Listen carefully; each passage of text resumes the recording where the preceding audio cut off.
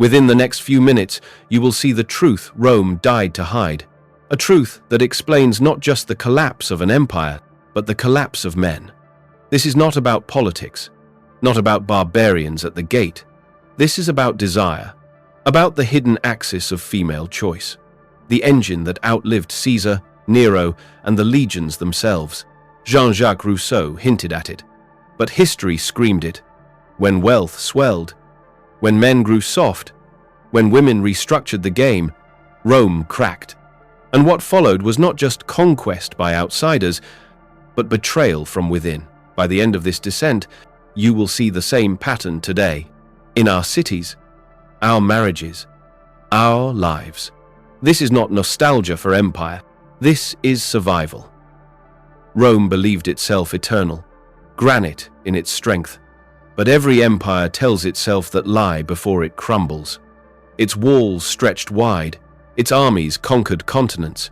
But inside, cracks spread like rot through wood. The Senate debated, the generals schemed, the citizens indulged. And Rousseau would have recognized the disease instantly. Luxury without restraint, pleasure without limit. Women, once bound to duty and family, became objects of rivalry, pawns in power games, and queens of hidden empires. Not through brute force, but through choice, through selection. The Roman elite fought wars not only with swords, but with marriages. Every union a contract, every mistress a weapon. Desire became currency, love became strategy, and the strategy was merciless. The man who could not secure loyalty lost his legacy.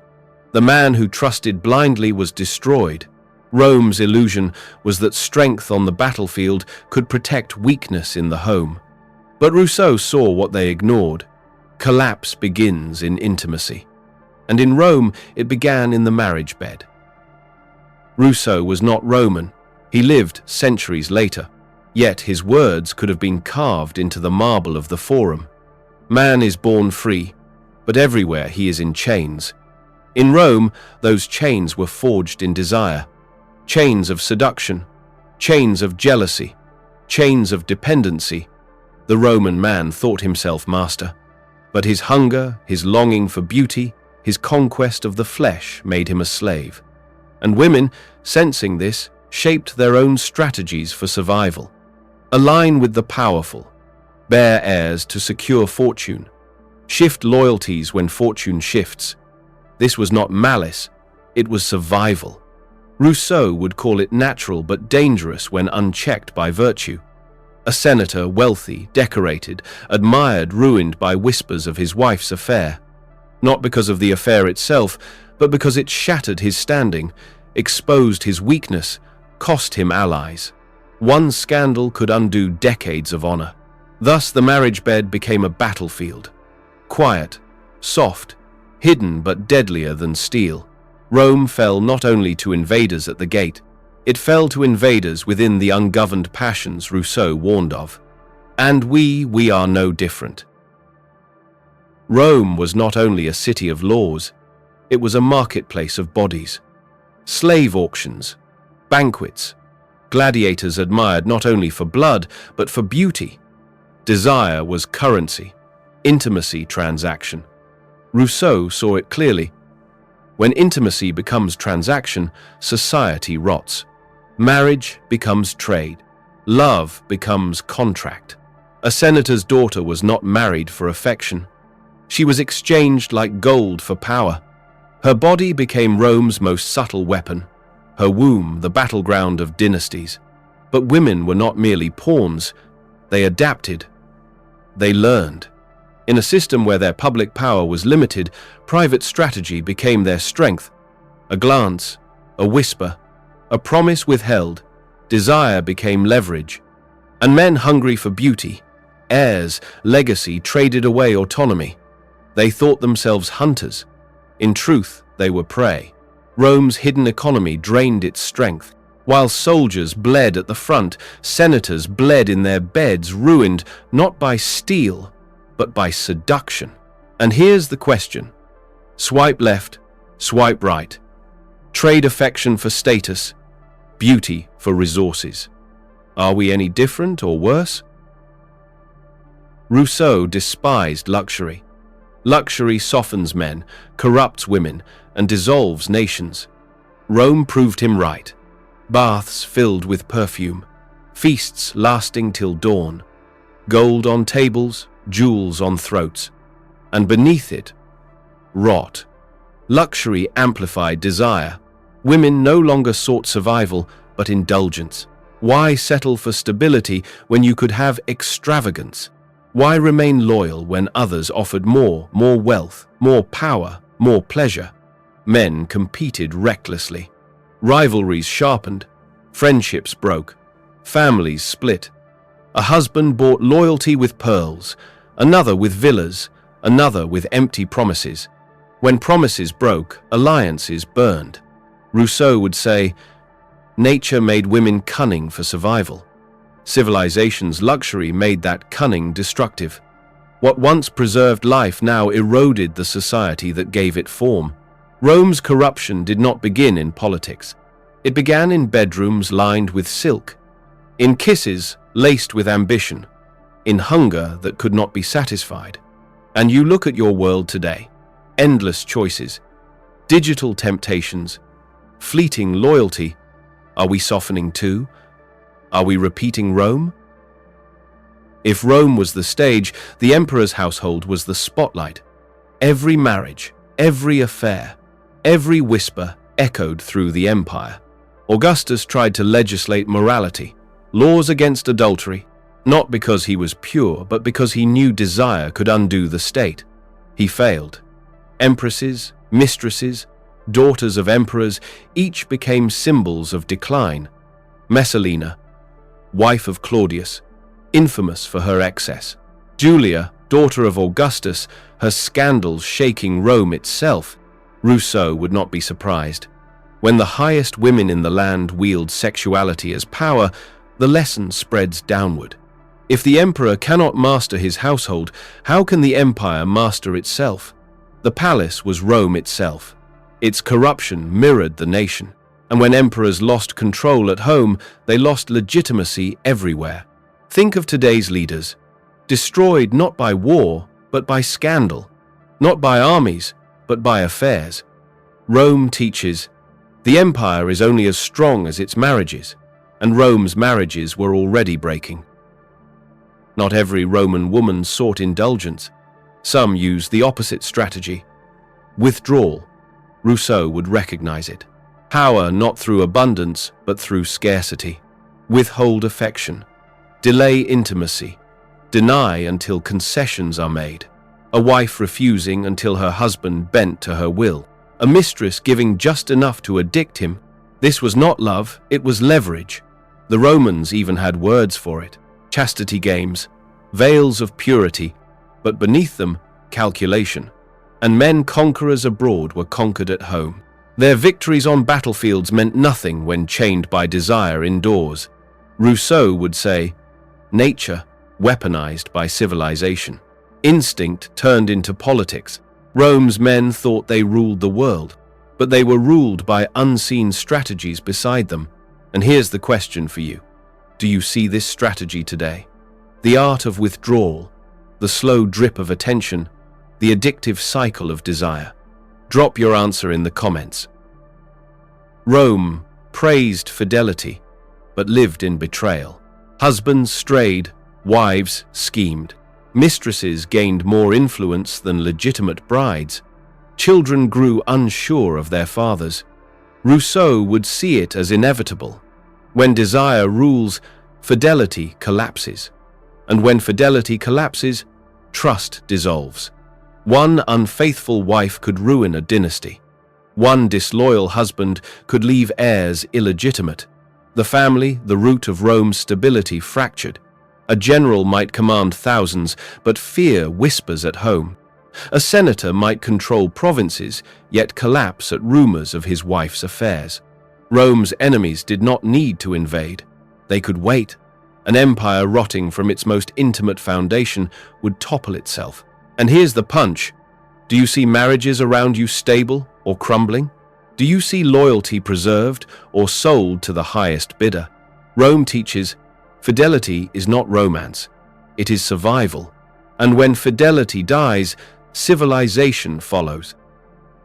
The mistress was not peripheral in Rome. She was central. Courtesans, entertainers, women of beauty and wit held invisible kingdoms.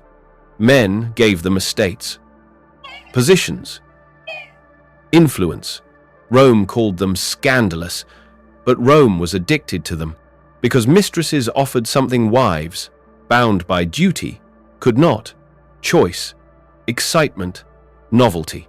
Rousseau would say, civilization corrupts nature when men chase novelty beyond necessity.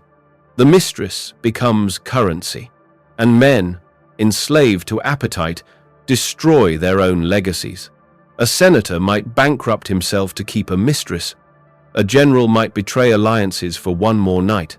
A husband might abandon heirs for fleeting passion. The empire bled not just money, but virtue. The mistress was not the disease.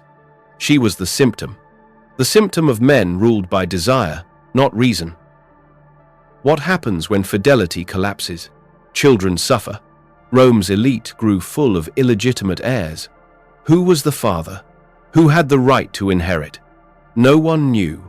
Everyone doubted. Rousseau believed children should be raised in virtue, simplicity, clarity. But Rome's children were raised in intrigue, betrayal, and indulgence. Imagine being born into whispers, your mother's scandal defining your worth. Imagine watching siblings fight not for honor, but for inheritance. The empire's future was poisoned in the cradle, not by enemies, but by broken homes. Rome's collapse was not only military or political, it was generational. And here's where you ask yourself, what kind of world are we leaving our children? A world of fidelity or a world of endless scandal? Rome's men believed they were masters, but they had forgotten mastery of self. Rousseau would say, a man without discipline is already conquered. Rome's men were conquered not by barbarians, but by their own weakness. They trained their bodies, but not their hearts. They won battles, but lost themselves. The empire's men became soft, addicted, distracted. Luxury dulled them. Desire drained them. Women, sensing this, shaped strategies accordingly. Why follow loyalty when power shifted so quickly? Why give permanence to men who could not even master themselves? Rome's masculinity was performative armor outside, weakness inside. And an empire led by weak men cannot stand. Today, are we repeating the same? Are men strong only in image, yet hollow in will? Rome's question is still ours. Rome lived in performance, plays, banquets, festivals. But the true theater was seduction. Every look calculated, every gesture staged.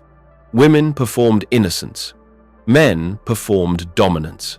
But everyone knew it was a show. Rousseau argued, civilization corrupts when performance replaces authenticity. And Rome perfected performance. A woman's veil, an illusion of purity. A man's boasting, an illusion of power. And behind illusions, emptiness. Rome collapsed because it no longer believed in truth. It only believed in appearances. Sound familiar? Our screens, our filters, our endless staging of desire. Rome's theater never ended, it simply moved online. While Rome decayed, barbarians waited. Simple, harsh, disciplined. They did not have Rome's wealth. They did not have Rome's luxury. But they had one thing Rome lost: resilience. Their women did not manipulate through indulgence. Their men did not collapse under scandal. They were raw, brutal, but strong. Rousseau admired the natural over the civilized, and in barbarians he saw nature uncorrupted. When Rome faced them, the outcome was clear. A decadent empire could not withstand simple strength. The barbarians did not conquer Rome. Rome surrendered, already hollowed out by its own excess. Rousseau never saw women as weak. He saw them as powerful forces, not through armies, but through intimacy, not through weapons, but through desire. Rome ignored this power. It thought politics and war determined destiny, but it was love, marriage, and betrayal that undid it. The feminine was not villain, it was mirror, reflecting Rome's weakness back to itself. And when men could not master themselves, the mirror shattered. Rousseau's lesson: do not ignore the unseen, for it is always stronger than the seen. Every empire follows the same rhythm: rise, power, luxury, corruption, collapse. Rome was not first. We will not be last. The cycle begins when desire outruns virtue, when intimacy is weaponized, when loyalty dies. Rousseau saw the cycle clearly. Rome is warning, not relic. And the question is, where are we now? At the height? At the decline? Or already in collapse?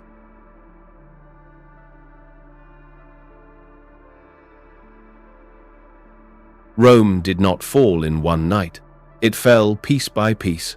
Every broken marriage, every betrayed trust, every indulgence chosen over virtue, desire ungoverned, became Rome's executioner. Rousseau's warning still burns. If passion rules reason, collapse is inevitable. And now it is our turn. Will we learn from Rome? Or will we fall as they did, smiling, feasting, desiring, blind? You decide. Comment below. Do you see Rome in us today? And if this opened your eyes, share it. Spread it. Because truth buried is collapse repeated. Before you leave, hit subscribe. The lessons of history are brutal, but they are the only shield we have left.